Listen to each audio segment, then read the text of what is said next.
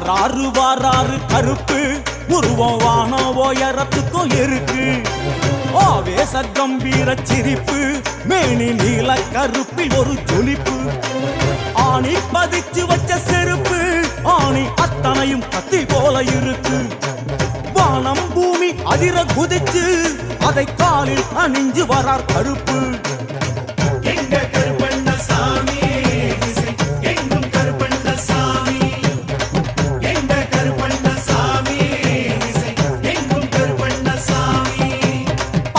நர நரன்னு கடிக்கும் உருவம் கருணாகம் போல் எழுந்து துடிக்கும்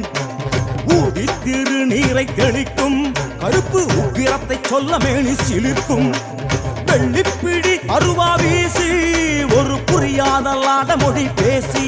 கருப்பன் பட்டும் படாதபடி பேசி வந்து வாரி வழங்குறாரு ஆசி